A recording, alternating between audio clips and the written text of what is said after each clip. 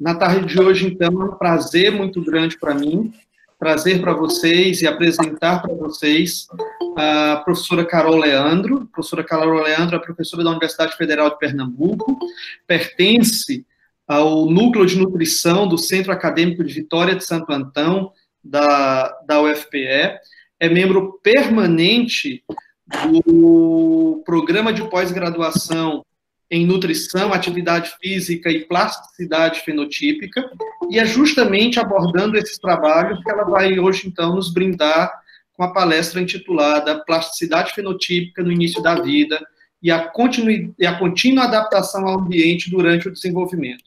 Eu quero pedir nesse momento, por favor, que toda a audiência, que fechem todos os seus microfones, vamos deixar aberto apenas o microfone da palestrante, ok?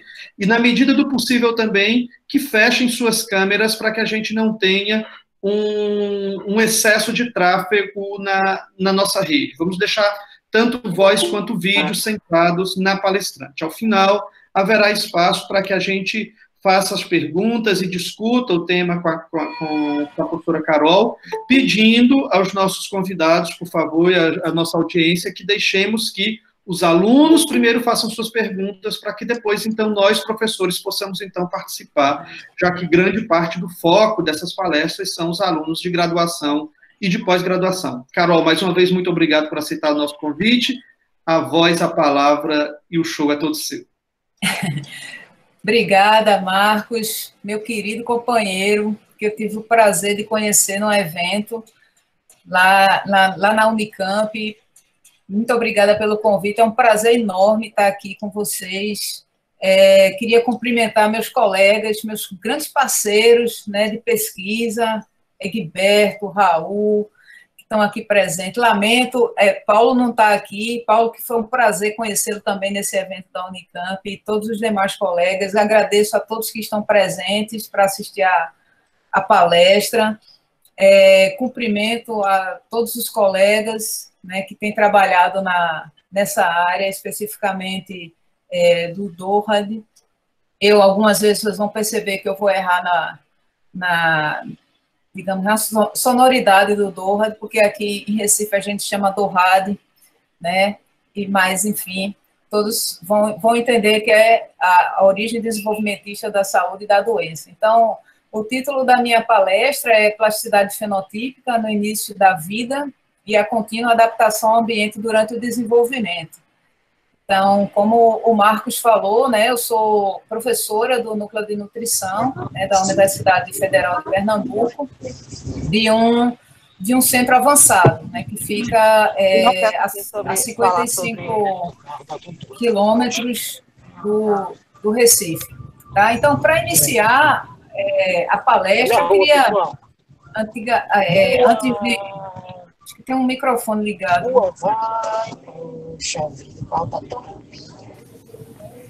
Um microfone ligado. Pessoal, desliguem os microfones todos, por favor.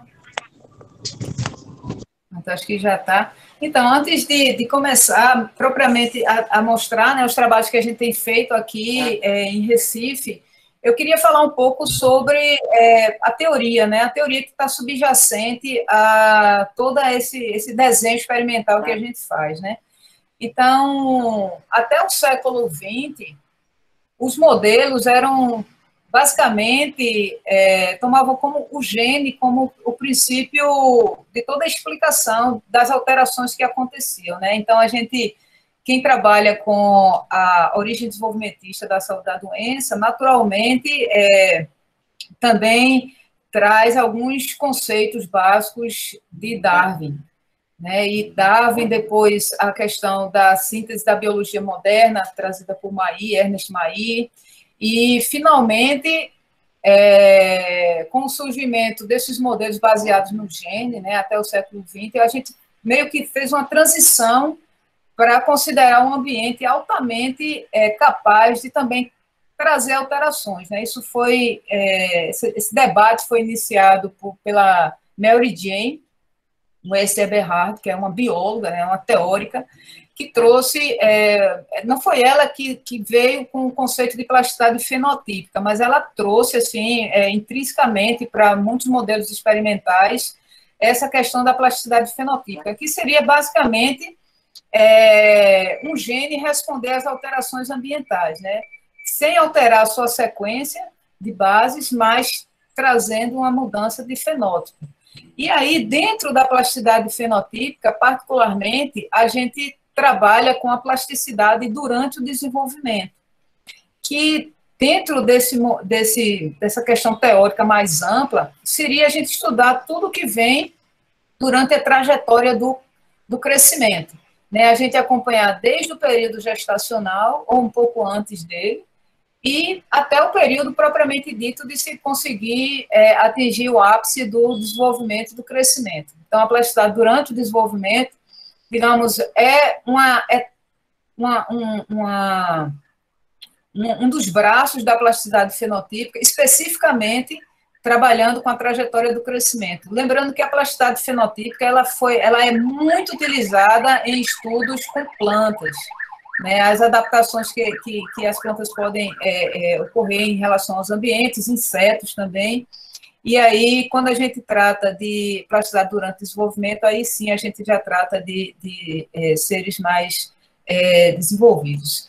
Então, eu trago aqui, dentro da plasticidade durante o desenvolvimento, alguns modelos teóricos que vêm sendo trabalhados ao longo dos anos, né?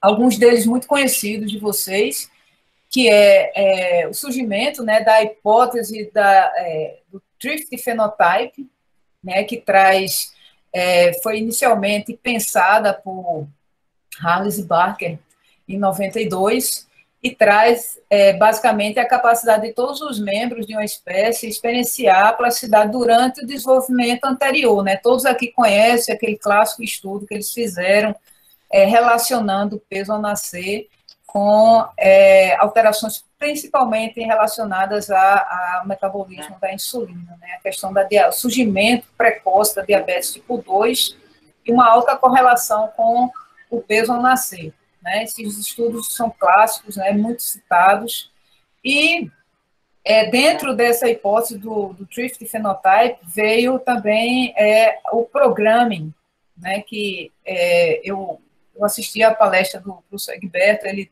trouxe muito bem a história, né, desse termo e as suas variações.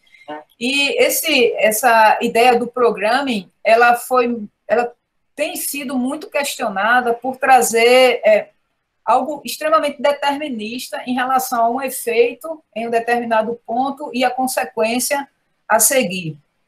E aí veio, em 2001, a revisão desse termo programming, mas ainda dentro dessa mesma possibilidade que foi sugerido por Batson, que é o de induction, né? Em vez de programação, a indução.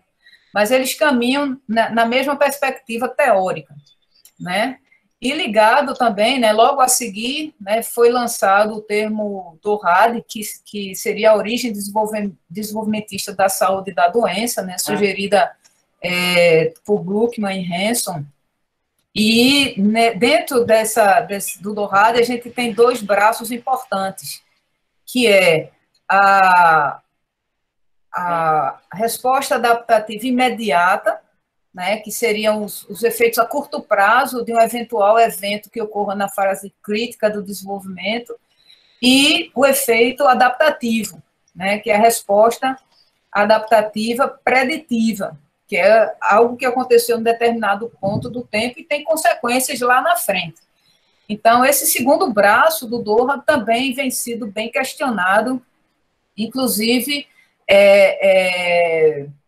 do ponto de vista da teoria biológica, ele tem sido considerado frágil, né? Essa segunda perspectiva da resposta preditiva adaptativa. E tem também, né, recentemente, né, mais ou menos recente, mas de 2010, o modelo da carga e capacidade metabólica, que foi sugerido por Jonathan Wells. Então, nesse modelo, se trabalha o peso ao nascer ou os eventos que ocorrem na infância, como a capacidade metabólica que é estabelecida, e isso faz com que esse organismo apresente uma carga metabólica a seguir durante o desenvolvimento. Então, seria aquele ambiente que o Wells costuma chamar capital materno ser apresentado àquele indivíduo que está se formando, ele cria uma capacidade metabólica, e o grande problema em desenvolver distúrbios no metabolismo seria justamente pela carga que vem do ambiente, né? Dietas ricas em lipídios, em carboidratos, ou dietas desequilibradas, essa carga metabólica não está compatível com a capacidade metabólica que foi gerada no início da vida. Então, esse modelo de carga e capacidade metabólica, ele também tem sido bastante trabalhado. E aí, a gente tem, de fato, os modelos que foram sugeridos, né? A gente tem o modelo que é chamado de Weather Forecast, que é o de Batson, né, que é o que eu tinha falado para vocês, né, de indução, que é uma predição do tempo, né, você se antecipar ao tempo. Esse modelo ele é bem aceito em algumas circunstâncias, né, quando você está interpretando os seus resultados, você pode utilizar esses modelos, e ele tenta associar os eventos que ocorreram no início da vida com o que está acontecendo lá na vida adulta, né? Depois a gente tem o modelo do Maternal Fitness, que é proposto por Wells, né, que houve uma adaptação do termo. Esse artigo que ele fala do Maternal Fitness, ele é muito recente, é de 2019, mas antes ele usava capital materno, que foi justamente o modelo que eu falei sobre carga e capacidade metabólica. Tem também o modelo de Kuzawa, que fala sobre a questão da inércia fenotípica intergeracional, que seria quase os pressupostos celulares e moleculares que estão explicando a passagem de um fenótipo ao longo de gerações. Né? Esse artigo é bastante interessante. Essa, na verdade, não é um artigo, essa visão é bastante interessante, porque dá subsídios teóricos para que a gente entenda e justifique a passagem do fenótipo ao longo das gerações. Né? E, finalmente, a resposta preditiva adaptativa, que é o modelo sugerido por Gluckman e Hanson. Tá? Então, eu falo tudo isso porque, muitas vezes, nossos resultados, dentro da perspectiva da plasticidade fenotípica ou da plasticidade durante o desenvolvimento, eles requerem a interpretação e a extrapolação em cima desses modelos teóricos. Se a gente se focar somente nos resultados, a gente pode, muitas vezes, somente repetir experimentos com o mesmo desenho, mas a gente não consegue, do ponto de vista da evolução ou do ponto de vista da importância dos nossos resultados, tentar enquadrá-los em alguns modelos teóricos. Né? Então, dentro dessa perspectiva, eu trago aqui duas importantes contribuições que vieram, né, por Odditon. Todos sabem que foi o primeiro a descrever os efeitos epigenéticos, que dizem respeito às variações na expressão de genes. Né? A epigenética é a base molecular de quem trabalha com a questão dos efeitos no início da vida e as repercussões ao longo da vida. Então, a gente traz aqui o conceito de canalização, que aqui, olha, um determinado organismo que está em formação, ou um determinado ser que está em formação, essa bolinha aqui, não sei se vocês conseguem ver, ele tem uma trajetória ideal de crescimento e desenvolvimento, que é essa linha mais escura, certo? E aí, essa trajetória ideal, ela pode sofrer alguns tipos de variações ao longo do percurso. E essas variações é justamente o poder do ambiente atrapalhando essa trajetória. Né? Nesse caso aqui, distúrbios que naturalmente poderiam acontecer, e aqui ao lado um distúrbio, né? Aqui novamente a bolinha que vai acompanhar a sua trajetória, né? Aqui é o famoso epigenetic landscape, né? Que é a paisagem epigenética, e aí aqui essa trajetória ideal, ela é altamente conturbada, como vocês podem ver, e esse cálculo de intervenção do ambiente, ele pode ser algo preditivo para você imaginar o quanto que esse organismo está preparado e a resposta que ele daria, né? Digamos, pela trajetória ideal, ele estaria nesse ponto, como ponto final, digamos, chegou na vida adulta, chegou saudável, mas, na verdade, pelo esse distúrbio que ocorreu ao longo da trajetória, ele foi alterado e ele vai gerar, provavelmente, um novo fenótipo. Então, isso é chamado de canalização. tá? E tem também assimilação, né? Aqui o exemplo, né? Novamente o landscape epigenético, né? A paisagem epigenética, e aqui o desenvolvimento, né, de uma larva até chegar a uma mosca normal, né? Se seguir a trajetória ideal, vai acontecer isso. Mas se houver um ambiente estressante, é muito provável que essa trajetória ela altere, né? Tome um novo rumo e repercuta na formação de novos fenótipos. A grande questão é, isso é ruim ou isso é bom? Na verdade, isso é adaptativo, né? Aí a gente tem que trazer Darwin para entender que a adaptação é algo extremamente positivo para qualquer organismo. Se ele consegue, mesmo saindo da sua trajetória ideal de desenvolvimento, se adaptar ao ambiente, ele está, digamos, de forma positiva, né? Essa nova estruturação do fenótipo é positiva. Se não, ele não vai conseguir alcançar, assim, digamos, o desenvolvimento ideal, né? E aí a gente traz, dentro dessa perspectiva de canalização e assimilação, dois conceitos importantes, que é o de trade-off. Trade-off é um termo em inglês que significa escolha, né? Você tem um caminho e você, de repente, tem duas opções, ou você vem para cá ou você vem para esse lado. É também muito usado na economia, né? O trade-off, né? Você investe aqui ou investe aqui. Se você investir desse ponto, você vai ter tais e tais lucros, mas vai ter esses prejuízos. E se você investe nesse caminho, da mesma forma, você vai ter esses lucros, mas vai ter esse prejuízo. Então, você tem que colocar o que seria ideal para você, isso é chamado de trade-off. Então, aqui eu trago dois exemplos importantes para quem trabalha com desenvolvimento e crescimento, né? O trade-off de sobrevivência versus reprodução imediata, né? Aqui, por exemplo, se um organismo ele é desnutrido e ele consegue seguir a trajetória de crescimento dele, mas ele vai ter um custo a ser pago.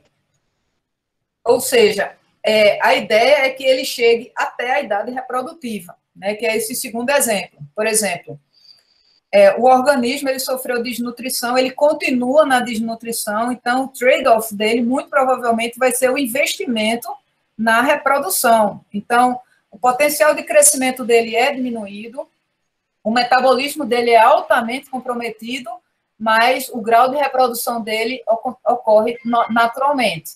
Por outro lado, quando esse trade-off é para maximizar a probabilidade de sobrevivência, ou seja, aquele organismo ele foi desnutrido, mas ele foi recuperado, e a ideia é investir na sobrevivência dele, que a gente chama de long span life, que é a longevidade dele.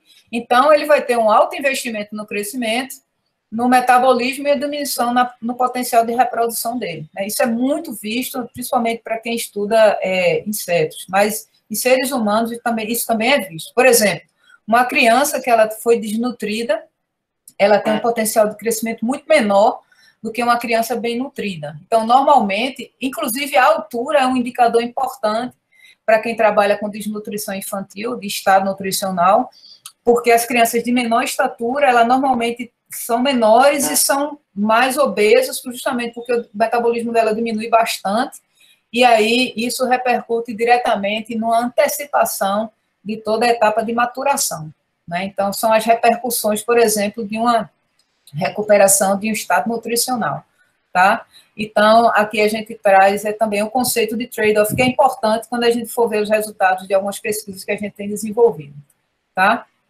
E outro, para finalizar essa parte mais teórica, outro conceito importante é de elasticidade e plasticidade, né? Quando algo ocorre, né, um estímulo ambiental qualquer, ele gera uma elasticidade, ou seja, uma resposta, né? Aqui, quanto maior o estímulo ambiental, essa região de elasticidade ela vai aumentando e vai gerando uma resposta, né? Então, se a gente pega um fio e estica ele, né, ele vai tendo a propriedade elástica dele, dependendo do material, mas vai chegar um ponto que essa elasticidade vai ter um limite e ele pode se deformar, né? Isso também é muito usado nos conceitos na área de engenharia, né? Então, esse ponto de elasticidade ele vai causar um efeito plástico. Por que isso é importante? Muitas vezes a gente tem tecidos que eles são elásticos em resposta aos estímulos ambientais. Ou seja, eles respondem naquela hora, mas não necessariamente eles se deformam ao longo da vida. Eles se recuperam, eles têm aquela resposta e se recuperam. Por exemplo, que a gente vai ver mais adiante, o músculo esquelético. Né? Ele tem uma flexibilidade fenotípica, que é outro conceito importante que a gente pode depois discutir. Por outro lado, o pâncreas, ele entra nesse processo de adaptação a uma desnutrição ou um excesso de nutrição e ele vai ter uma resposta plástica. O limite dele elástico é muito pequeno, ou seja, ele vai deformar e muito provavelmente esse organismo vai desenvolver diabetes muito, muito cedo na vida. Né? Então, o conceito de elasticidade e plasticidade também é importante para a gente entender, porque muitas vezes a elasticidade, ela ocorre, o efeito plástico, ele ocorre em nível molecular. E isso a gente, às vezes, não consegue compreender. Por que que uma determinada molécula, ela permanece alterada na sua função? Isso aconteceu, por exemplo, na enzima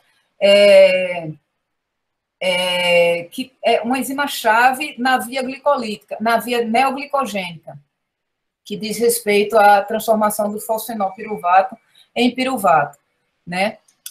Pepquinase, fosfenilpiruvato, carboxiquinase, se eu não me engano.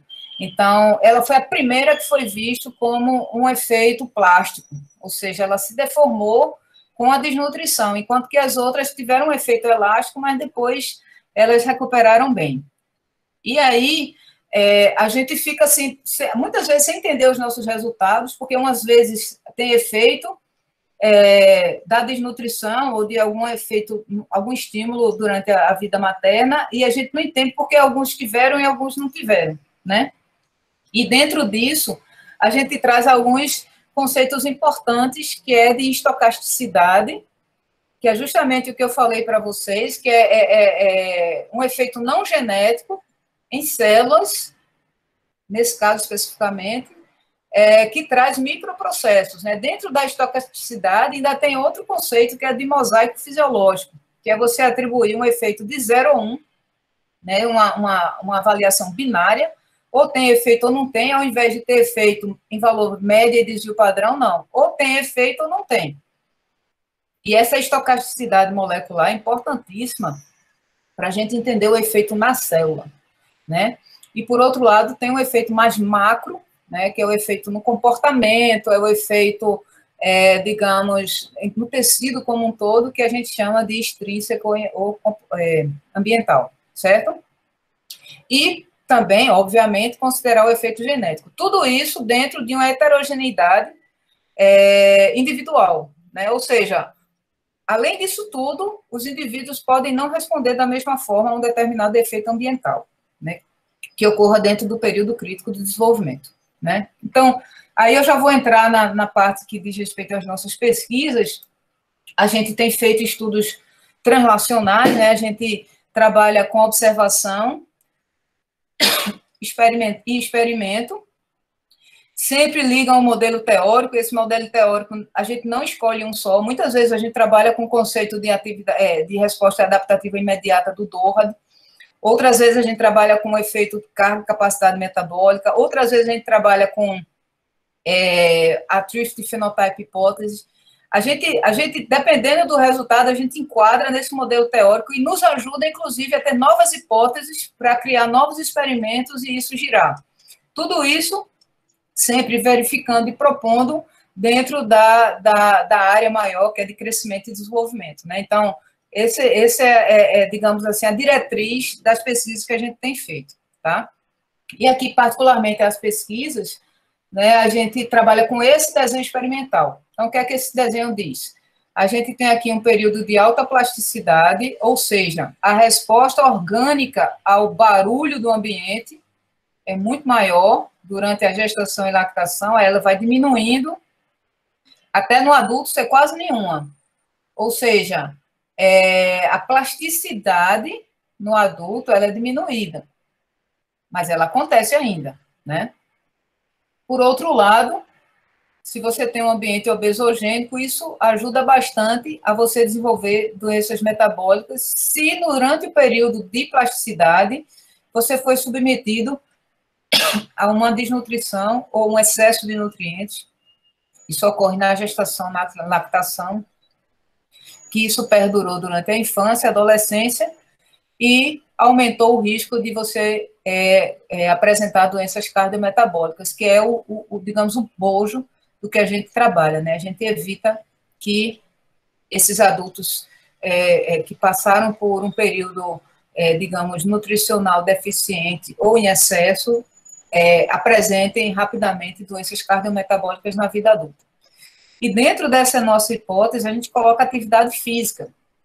Atividade física como também um estímulo ambiental, tanto no período crítico da vida, que é durante a gestação, um pouco antes da gestação, passando pela gestação e lactação, ou então, filhos desnutridos podem fazer exercício físico e recuperar os efeitos dessa desnutrição, ou ainda adultos fazendo atividade física, de certa forma, evitar o aparecimento precoce de doenças cardiometabólicas. Nesse sentido, o grande modelo teórico que a gente trabalha é o de carga e capacidade metabólica. A gente, embora tenha organismos com uma baixa capacidade metabólica, a gente pode, digamos, ensiná-lo a aumentar essa capacidade metabólica, considerando o músculo esquelético como principal tecido metabólico, e aí ele conseguir responder da melhor forma aos estímulos ambientais. Esse é o modelo experimental, né, que a gente trabalha com animais, mas também trabalha com humanos, depois mais na frente vocês vão ver. Aqui, atividade física materna, nós desenvolvemos um protocolo para ratas gestantes, elas passam 8 semanas se exercitando de forma voluntária, ou então os filhotes que foram dessas mães desnutridas, né, uma dieta baixa em proteína, eles também se exercitam e a gente tenta recuperar da melhor forma possível a parte metabólica dele. Então, basicamente, nós trabalhamos com esses tecidos, né, o cérebro mais recente, mas trabalhamos com o fígado, tecido adiposo e 2 tipos diferentes de músculo, músculo de fibras vermelhas e músculos com fibras brancas, né? E o parâmetro metabólico que nós estudamos é o ciclo glicose-ácido graxo. Bom, agora eu vou apresentar uma série de artigos, né, que têm sido publicados pelo nosso grupo. Inicialmente, nós padronizamos como o exercício materno pode atuar em ratos, em mães que foram submetidas a uma dieta baixa em proteína, principalmente no que diz respeito ao sistema respiratório. Depois, a gente trabalhou com a repercussão no filhote, né? Essas mães faziam atividade física e a gente avaliava no filhote os efeitos, e foi muito interessante porque os filhotes de mães ativas, mesmo desnutridas, eles apresentaram um desenvolvimento neuromotor muito positivo. Aí vocês podem perguntar, nossa, a rata já era desnutrida e ela ainda tinha que fazer exercício? Mas se vocês forem ver, esse modelo experimental que nós criamos é muito baseado em estudos epidemiológicos feitos na Índia e em muitas regiões aqui do interior do Brasil, que mães gestantes, elas terminam tendo uma alta carga de atividade física, porque tem que fazer todo o trabalho de ir buscar água, de cortar cana, de cuidar da família. Então, é um nível de atividade física muito alto. E suas crianças, de certa forma, apresentam, quando nascem, uma certa proteção. Então, foi baseado nesses estudos epidemiológicos que nós montamos esse desenho experimental. E depois a gente foi também para o sistema imunológico, né? Trabalhamos com o mesmo modelo de atividade física, de nutrição, e vimos que também esses ratos, durante o desenvolvimento, eles apresentam um certo tipo de proteção, não somente na questão de estrutura, né, de tamanho de órgãos, mas também de função. Depois a gente trabalhou com a mãe, propriamente dita, aquela mãe que é desnutrida e que fazia atividade física, justamente para responder a questão teórica sobre capital materno, né? uma vez que você tem uma mãe desnutrida e você coloca atividade física, é como se você aumentasse o capital materno, mas, na verdade, você diminui e essa mãe parece que ela canaliza mais investimento nos filhotes, né? Então, a gente viu isso num trabalho muito, muito interessante sobre a secreção de insulina do pâncreas dessas mães. Impressionante como mães ativas, elas conseguem manter o nível de secreção como se fosse em controle, mesmo com os níveis diminuídos de aporte de nutrientes, né? E também nós trabalhamos com atividade física, isso foi uma colaboração até com o Egberto, pessoal da UERJ, né, dentro do programa do CAPES-Procad, e a gente trabalhou também com a questão de toda a parte metabólica, né, nós descrevemos toda o perfil metabólico de ratos adultos que durante a gestação, a mãe deles fazia atividade física e era desnutrida. Então, com esse artigo, nós fechamos o ciclo, né, demonstramos, dentro do modelo da resposta adaptativa preditiva, que, de fato, acontece, mas não conseguimos enquadrar bem na questão da programação, porque a gente acredita, de fato, que a atividade física ela pode quebrar essa ligação, digamos, determinística, que foi proposta entre o que acontece na gestação e os efeitos lá na vida adulta, né? E aí, gente, eu trago aqui um artigo muito interessante, que foi o artigo que deu base a gente pensar no estudo transnacional, né? De levar para as crianças o que é que a eventual desnutrição ou baixo peso ao nascer ele poderia causar, né? Então, foi um artigo onde a gente viu o efeito da desnutrição. Aqui a gente tem 4 grupos, né? O grupo controle, o grupo desnutrido, o grupo que treinou e o grupo que treinou e foi desnutrido. Então, esses são filhotes que vieram de mães desnutridas, filhotes que nasceram com baixo peso, nasceram desnutridos, e aos 60 dias eles começaram a realizar um treinamento físico de 8 semanas. E aí nós recuperamos, dentro daquela perspectiva de o músculo esquelético ser elástico, então nós recuperamos o percentual de fibras do tipo 2A e aumentamos as fibras do tipo 2B. Esse resultado, na verdade, atenuamos o efeito da desnutrição nas fibras do tipo 2B. Esse resultado foi extremamente importante, porque grande parte da diabetes que é visto em adultos que foram desnutridos é decorrente da diminuição de fibras do tipo 2B, 2A, na verdade, que são mais responsivas à sinalização da insulina. Então, a gente demonstrou que o exercício físico, de fato, ele recupera. Só que esse exercício físico, ele foi aeróbio, e a gente recuperou um tipo de fibra que ela não necessariamente estaria responsável pela parte motora, por exemplo, numa criança durante o desenvolvimento, né? Mas, enfim, esse estudo deu a base para a gente começar a pensar, e nas crianças, o que é que acontece? Para a gente entender, do ponto de vista molecular, o que é que acontece no músculo para que ele responda dessa forma a esse ambiente inicial da vida, a gente pensou em fazer um desenho descrevendo toda a alteração molecular. Basicamente, como eu tinha mostrado no desenho anterior, focando no ciclo glicose e ácido graxo. E aí, a gente tem aqui, né, o abstract gráfico desse artigo, que é, se vocês observarem aqui, o rato ele só foi desnutrido e a gente avaliou o filhotinho dela aos 30 dias e depois aos 90 dias. Esse é o músculo sóleo e esse é o músculo EDL. No músculo sóleo, a gente vê que a maior resposta à desnutrição ela não aconteceu em termos de enzimas da primeira etapa da via lipolítica, mas aconteceu na via aos 90 dias. Vocês podem ver aqui, houve uma diminuição, ou seja, um efeito tardio. Já no músculo EDL, a gente observa um efeito contrário. O maior efeito aconteceu aos 30 dias. E esse efeito causou diminuição da expressão de genes que vão traduzir em proteínas importantíssimas, tanto na via lipolítica como glicolítica. Isso aconteceu aos 30 dias, mas não aos 90 dias. Ou seja, teve um efeito elástico e depois desapareceu.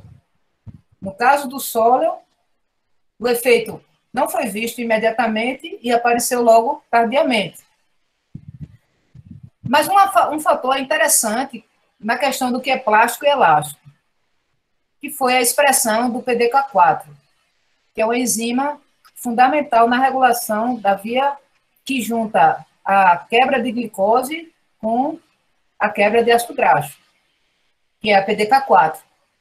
Em ambos, as idades 30 e 90 dias, houve uma diminuição na expressão desse gene, tanto no músculo sóleo quanto no músculo ADL, 30 dias e 90 dias. Ou seja, para essa enzima, o efeito foi plástico, deformou e se manteve. Independente do tipo muscular, da idade do rato. Então, nesse momento, a gente está avaliando quais os fatores epigenéticos que estão subjacentes a essa alteração permanente de PDK4. As demais foram aquela variação.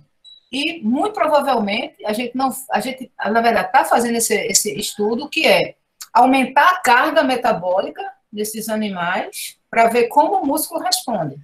Se ele vai se manter diminuindo a expressão dessas enzimas ou se ele vai recuperar. Ou então ele vai entrar em colapso, que aí é justamente onde começam a ocorrer os problemas metabólicos que a gente costuma ver, né? Resistência à insulina, dislipidemia, aumento da concentração de ácidos graxos intramuscular, etc.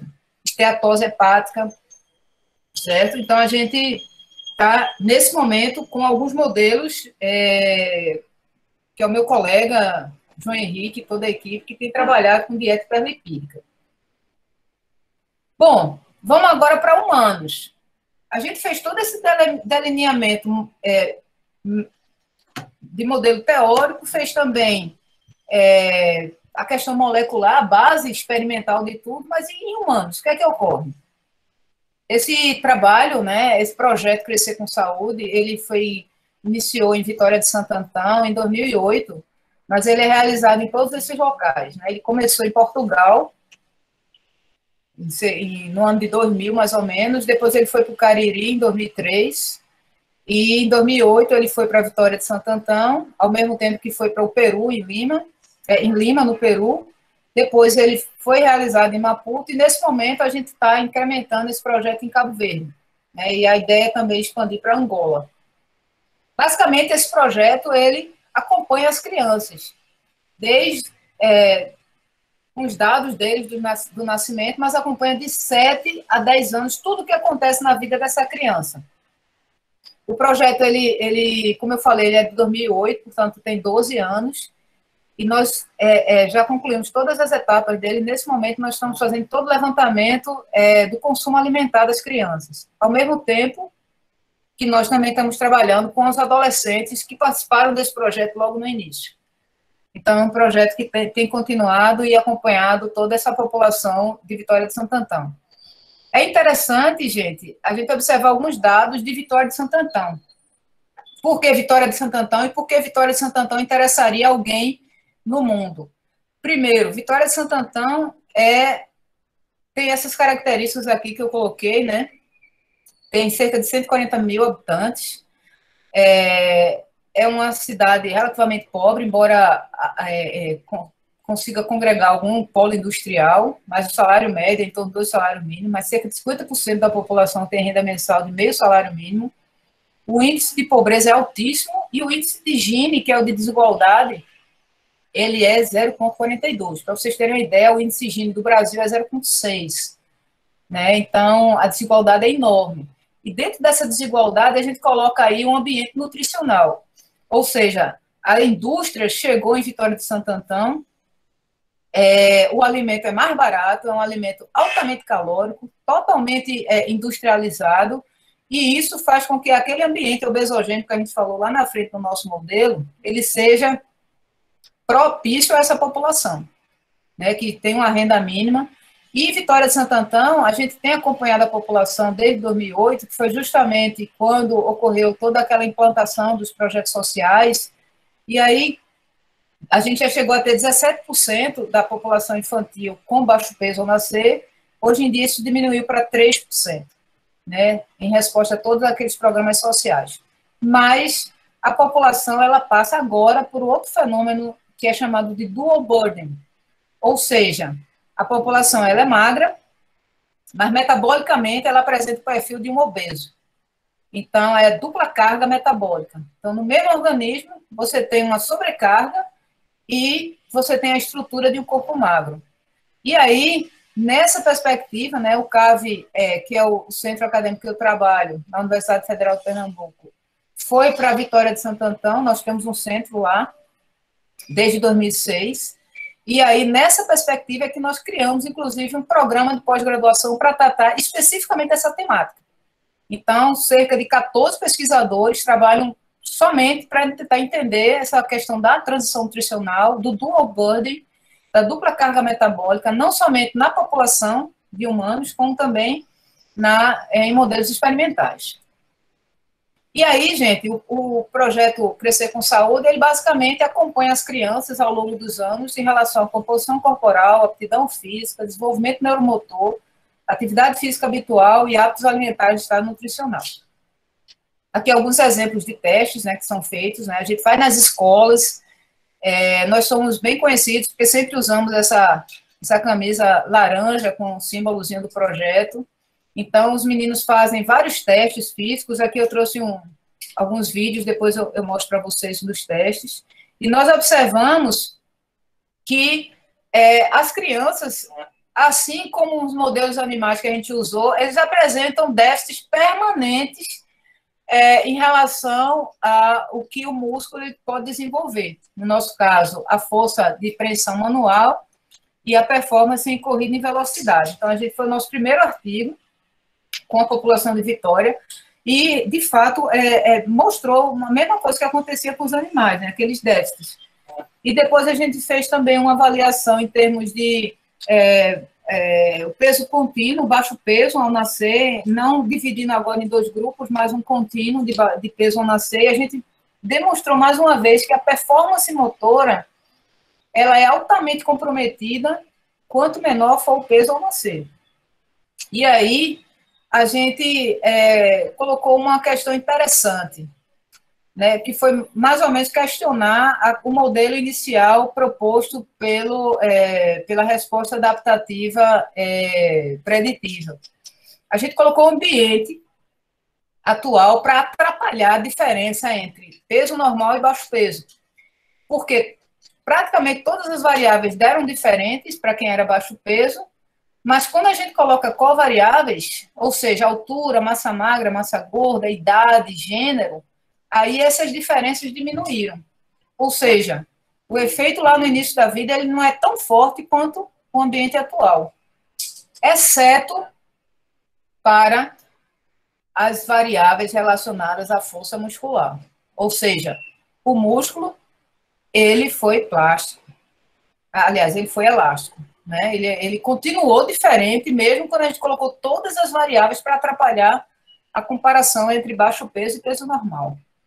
E aí, fomos para Moçambique. Né? Como eu falei, Crescer com Saúde também é desenvolvido em Moçambique desde 2008. Mesmo ano que começou em Vitória, começou em Moçambique. Moçambique é interessante, gente. Moçambique é um país da África, né? Ele fica na África do Sul, é próximo, né, na África, faz fronteira. E aí tem uma coisa interessante, quem trabalha aqui com dieta experimental, normalmente coloca 8% de proteína para o rato, né, e isso é extremamente nocivo para ele, né, desenvolvimento para tudo. E a gente não imagina que tem populações que, de fato, consomem 8% de proteína, isso for dieta normal, 14% de lipídios e quase 80% de carboidrato. É essa a dieta que é fornecida, esse dado é de 2007, mas dados mais recentes da FAO, esse quadro aqui melhorou um pouco, mas continua um alto percentual de carboidrato, e o nível de proteína é baixíssimo. Então, a população consome níveis muito baixos de proteína, que deveria ser 20%, está em 8%. Então, a gente quis estudar essa população, quais as repercussões dessa dieta na população infantil e na população adolescente. Somente para mostrar aqui esse mapa, que Moçambique está entre os países de uma taxa muito alta de desnutrição. Né? Nesse mapa aqui da Unicef, desnutrição infantil. A gente vê aqui Moçambique, né? Também compondo ao lado de alguns outros países, todos da África, né? Alguns do Pacífico, mas basicamente, a grande maioria da África, compondo os países com alta taxa de mortalidade infantil por causa da desnutrição. E aí, no nosso primeiro trabalho, foi um levantamento, né, uma revisão sistemática que nós fizemos de crianças nascidas com baixo peso e sua repercussão. Foi publicado, inclusive, no jornal do RAD, e depois a gente trabalhou com adolescentes. Para os adolescentes, a gente achou um dado interessante, que foi, os adolescentes, eles apresentavam, basicamente, uma grande diferença entre os diâmetros corporais e também dobra de adiposidade quando eles nasciam, lá no começo, com baixo peso ou peso suficiente. Então, esse dado colocou... Então, o efeito permanece até a adolescência. Então, vamos voltar, vamos avaliar agora as crianças. E aí, quando a gente foi avaliar as crianças de Moçambique, a gente teve uma grande surpresa. Primeiro, a gente comparou baixo peso com peso normal, né? E aqui a gente viu que, como na nossa amostra em Vitória de Santo Antão, muitas variáveis deram diferentes, né? Peso corporal, altura, IMC, massa magra, indicadores de estado nutricional, circunferências, deu tudo diferente, mas muito semelhante à Vitória de Santo Antão. Aí a gente fez a mesma coisa, vamos colocar as covariáveis, vamos colocar variáveis atuais agora, gênero, idade, tudo aquilo que pode atrapalhar essa diferença. E aí, para nossa surpresa, gente, todas as diferenças vistas anteriormente permaneceram, praticamente todas, né? E aí a gente coloca assim, nossa, então, o que é que acontece? Não foi recuperado, né? As variáveis permanecem sendo diferentes entre os dois grupos, baixo peso e peso normal. Isso é um forte indicador sobre que nos subsidia em termos de capital materno, né? E a força do ambiente. Para os organismos que foram desnutridos e permaneceram num estado de ambiente favorável, essas diferenças, elas permanecem, elas não mudam, né? Então, isso dá um certo grau de, naquele modelo de plástico e elástico, de altamente plástico, né? Deformou e permanece deformado, e também o ambiente, ele não tem tanto poder. Então, um dos exemplos aqui, não somente molecular, mas também estrutural, por exemplo, a altura, né? Esse menino aqui, eles são da mesma idade, só que ele tem peso ao nascer diferente, e essas meninas aqui também, vejam a diferença de estatura, mas o que é mais interessante é a diferença de envergadura, né? Isso quando se vai fazer um determinado tipo de atividade física, isso é altamente importante, porque isso requer equilíbrio, força. Então, essa diferença estrutural também é plástica, ela não vai recuperar. Esse organismo, ele vai ser dessa forma, por justamente a falta de nutrientes básicos, né? E aí a gente voltou para o modelo experimental, dessa vez tentando ter alguma coisa que modifique essa questão do que é plástico e do que é elástico. Então, nós criamos um modelo de exercício físico específico para aumentar a capacidade de fibras do tipo 2B, porque são fibras que estão diretamente relacionadas ao desenvolvimento neuromotor. Então, esse ratinho aqui, ele tinha que subir durante 8 semanas com peso na cauda, e esse peso ele ia aumentando de forma que o músculo ele ia hipertrofiando, até o ponto dele praticamente aumentar o tamanho dele, hipertrofiar, e também a quantidade de fibras tipo 2. E os resultados foram extremamente positivos, e nós conseguimos recuperar. Agora, como transformar esse modelo para humanos? Então, a gente testou vários tipos de possibilidade, não poderia usar corrida, nada disso, porque as crianças, ao contrário de ratos, elas têm que estar motivadas de alguma forma. Então, além de fazer o exercício, elas têm que estar felizes em fazer aquilo. Então, a forma que a gente encontrou foi um treinamento chamado pliometria, treinamento de saltos, né? Ele durava cerca de 20 minutos, a gente fazia 2 vezes por semana só, e os meninos adoravam. Eles ficavam todos contentes. Vejam que a gente trabalhou com a população sobrepeso, né? Que o peso ao nascer também foi considerado como indicador desse sobrepeso, e os meninos realizavam vários tipos de salto. Né? Só repetindo aqui, nessa plataforma, saltavam também, eles adoravam. Era só 20 minutos. A ideia era não causar nenhum tipo, assim, diminuir massa magra, a gente não queria isso, a gente queria melhorar o desenvolvimento neuromotor e que eles, fora da escola, fizessem atividade física, corressem, brincassem, jogassem bola, porque a parte de coordenação motora estaria melhorada. E, de fato, melhorou. Por exemplo, esse menino aí, logo no início, quando ele começou a fazer o treinamento, né? O treinamento dura 12 semanas, 2 vezes por semana, 20 minutos, ele com muita dificuldade em saltar. Vocês podem ver mesmo que a questão de força e de coordenação motora, ele é sobrepeso. E aí, depois das 12 semanas, ele estava bem mais com desenvoltura nos saltos, né? E aí, a gente foi para os valores e, de fato, todas essas variáveis são de aptidão física, todas elas melhoraram, mas, como esperado, a gente não teve nenhum ganho em relação à composição corporal, né? Até pelo tipo de treino que a gente realizou. Mas, basicamente, todos os testes que eles realizaram, eles tiveram uma performance melhor.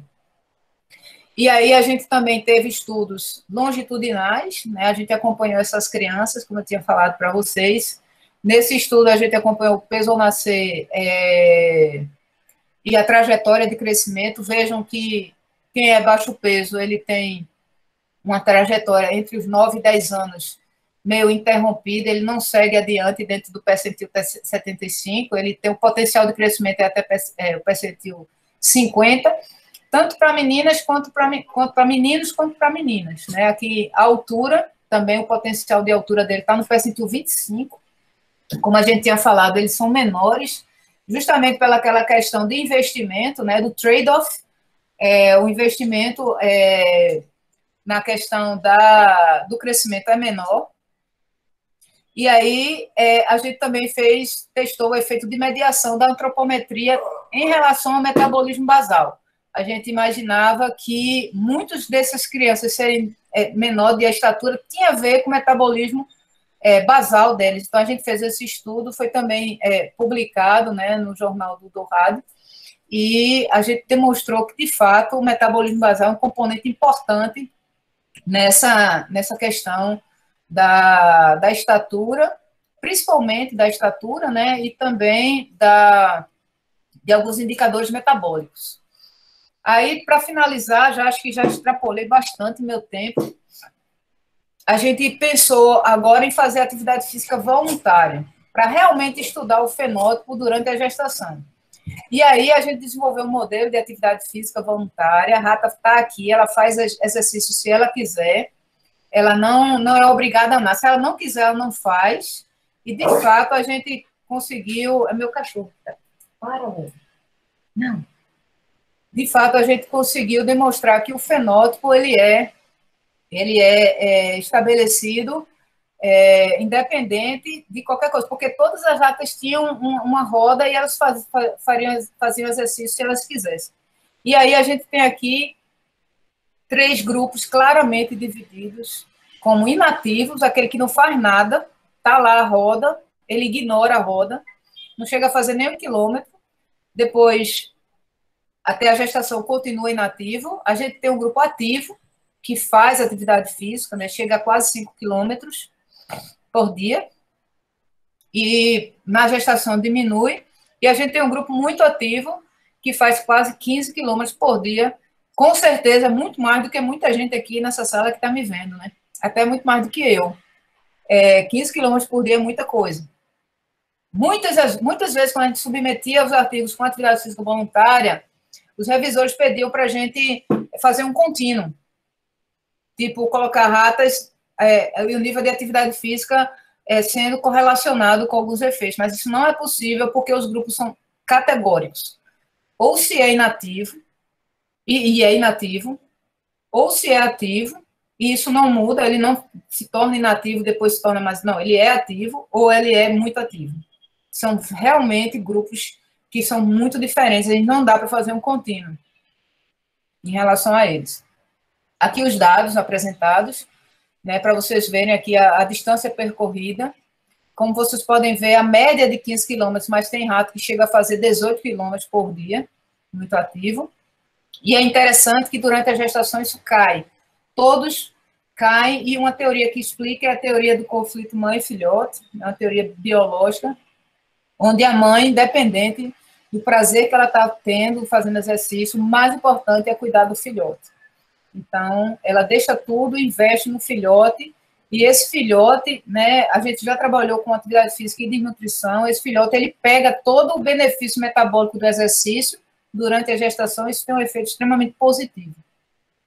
Aqui o tempo também, né, eles chegam a passar 300 minutos naquela roda lá, fazendo exercício. Aqui a velocidade média que a gente calculou, e aqui o gasto calórico diário. Isso faz com que, se ela gastou mais caloria, ela vai consumir mais caloria, e mesmo na desnutrição ela tende a aumentar o consumo alimentar. Esses são os nossos últimos artigos, eu já estou finalizando. A gente trabalhou com a atividade física materna e a resposta na placenta, no cérebro dos filhotes e placenta, porque a gente queria saber o que é que passa da mãe para o filhote, para, por exemplo, ter algum tipo de memória sobre aquele comportamento ativo que ela estava realizando. Então, a gente aqui fez avaliação de alguns fatores neurotróficos nesse sentido, e a gente teve resultados bem interessantes. E também, recentemente, né, a gente conseguiu publicar um artigo onde a gente está trabalhando com hierarquia social. Seria, basicamente, a criança ter uma infância extremamente atrativa, com muita brincadeira, brincando de brigar, inclusive, para se montar a hierarquia social. A isso a gente já retoma o modelo de capital materno, né, que pega não somente a parte da gestação, mas de primeira infância. E aí, essa formação de hierarquia social, ela é levada lá na vida adulta e faz com que aquele adulto seja mais ativo, esteja mais envolvido em atividade física e seja um adulto que lide melhor com a frustração. Então, essa é a tese de doutorado do meu aluno, ele começou agora, mas esses são dados do mestrado dele, e aí a gente pretende, né, também na perspectiva translacional, mas vai demorar um pouco, levar para as escolas a brincadeira durante a idade entre a primeira e quinta série, né, que não é obrigatória a educação física, mas a gente quer levar a atividade física voluntária e livre, fazendo com que as crianças brinquem o máximo possível na escola e comecem a observar a formação da hierarquia social e correlacionar com o comportamento ativo dela ao longo do desenvolvimento. Tá? Queria agradecer a vocês, pedir perdão pela hora, né? Ultrapassei aí o tempo. Essa é a equipe, esses são meus estudantes, todos, muitos já terminaram o doutorado, estão no mestrado, estão no mestrado e estão no doutorado, terminaram o mestrado. Aqui é a visita lá em Cabo Verde para a implantação do projeto Crescer com Saúde, e aqui é o grupo de pesquisa lá de Moçambique. Esses projetos todos que eu mostrei para vocês têm financiamento da CAPES, do CNPq, da FACEP e da Propesc, da UFPE. Muito obrigada, gente. Mais uma vez, desculpa.